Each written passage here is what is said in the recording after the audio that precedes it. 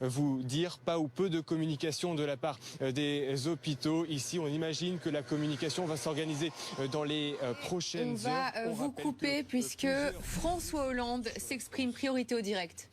À Nice, cette nuit, un camion a foncé sur la foule rassemblée pour le feu d'artifice du 14 juillet avec l'intention de tuer, d'écraser et de massacrer.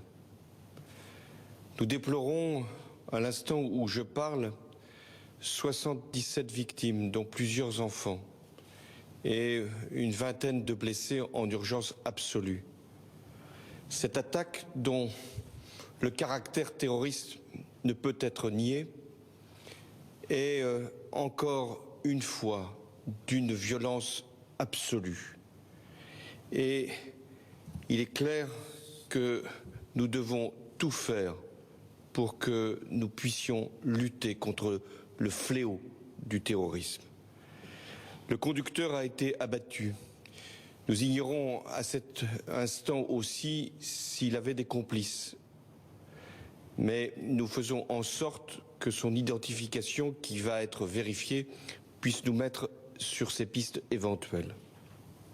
La France a été frappée le jour de sa fête nationale, le 14 juillet, symbole de la liberté, parce que les droits de l'homme sont niés par les fanatiques et que la France est forcément leur cible.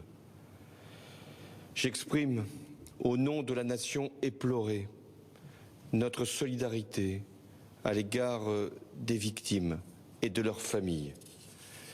Tous les moyens sont déployés pour venir en aide aux blessés.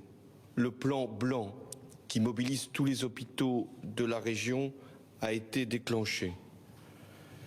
Après Paris, au mois de janvier 2015, puis au mois de novembre de l'année dernière, avec Saint-Denis, voilà que Nice est à son tour touchée. C'est toute la France qui est sous la menace du terrorisme islamiste. Alors, dans ces circonstances, nous devons faire la démonstration d'une vigilance absolue et d'une détermination sans faille. De nombreuses mesures ont déjà été prises. Notre arsenal législatif a été considérablement renforcé. Mais nous devons, puisque nous sommes dans une période estivale, rehausser encore notre niveau de protection. Aussi, j'ai décidé, sur proposition du Premier ministre et avec les ministres concernés, de la Défense comme de l'Intérieur, d'abord que nous allons maintenir à un haut niveau l'opération Sentinelle, celle qui permet de mobiliser 10 000 militaires en plus des gendarmes et des policiers.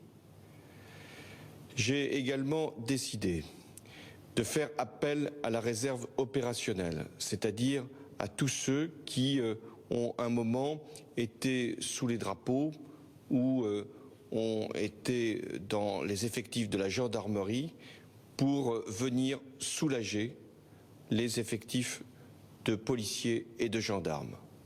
Nous pourrons les déployer sur tous les lieux où nous avons besoin d'eux, et en particulier pour le contrôle des frontières. Enfin, j'ai décidé que l'état d'urgence qui devait prendre fin le 26 juillet serait prolongé de 3 mois. Un projet de loi sera soumis au Parlement d'ici la semaine prochaine. Rien ne nous fera céder dans notre volonté de lutter contre le terrorisme. Et nous allons encore renforcer nos actions en Syrie comme en Irak. Et nous continuerons à frapper ceux qui, justement, nous attaquent sur notre propre sol dans leurs repères. Je l'ai annoncé hier matin. Un conseil de défense se tiendra demain. Il examinera toutes les mesures que nous avons déjà prises et que je viens d'annoncer.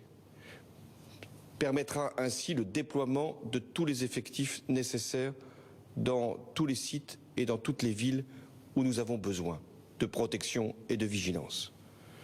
Je me rendrai avec le Premier ministre à Nice à la suite de ce Conseil de défense pour soutenir la ville, ses élus dans cette épreuve et pour mobiliser tous les moyens nécessaires. La France est affligée par cette nouvelle tragédie. Elle est horrifiée par ce qui vient de se produire.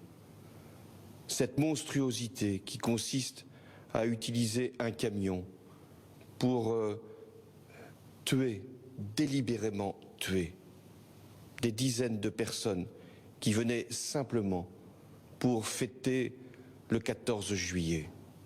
La France, elle est éplorée, elle est affligée, mais elle est forte.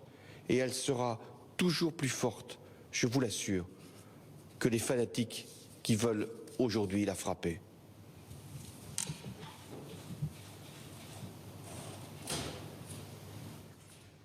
Voilà, 3h52, vous êtes en direct sur BFM TV suite donc à cet attentat, cette attaque à Nice qui a fait au moins 77 morts et des dizaines de blessés. Vous venez d'entendre François Hollande qui s'est donc exprimé en direct à la télévision suite à cette attaque. On va en parler là bien sûr en plateau tous ensemble.